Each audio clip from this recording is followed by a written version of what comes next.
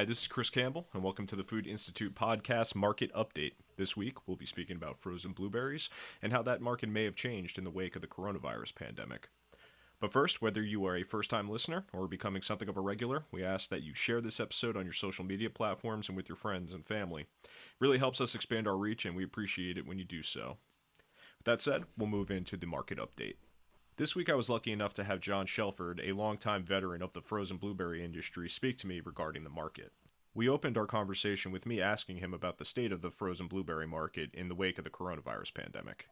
It's been up by 40% in the retail poly bag sector since the third week in March, and it has continued to maintain that level.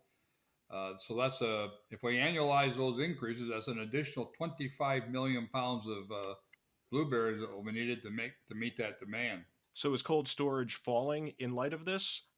Well, we haven't seen it fall much yet, although I would say that the April number out movement was the largest out movement ever in the month of April. But I'm very careful of looking at 1 month alone. I look at the entire span of the crop cycle, and we still have some catching up to do there. The report that John was referring to was USDA's cold storage report, which showed that stocks of frozen blueberries dropped by about 20 million pounds between March and April. I next asked John if he was seeing any price changes due to the pandemic and the economic effects stemming from it. I think pricing on large blueberries, which is primarily focused on the poly bag category, it's been stable to seeing some strengthening as polybaggers have had to fill in some back supply. We think that the new crop pricing, which will take place here in the next 6 to 8 weeks, we think we'll see it above last year. We also think that we will see a differential this year between the large fruit, large blueberries, and the small blueberries. Large blueberries are what supply the poly bag business. That price will clearly have, I think, some increase.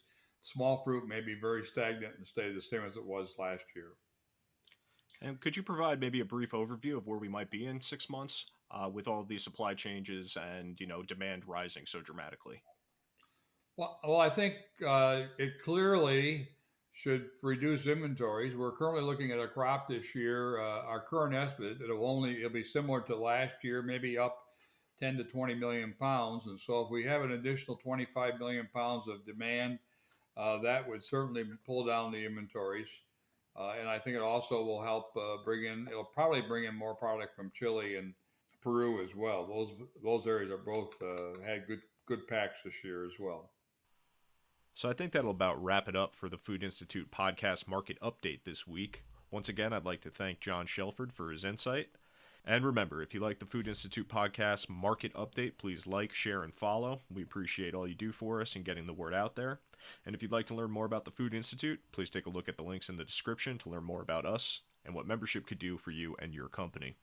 So until next time, this is Chris Campbell, signing off.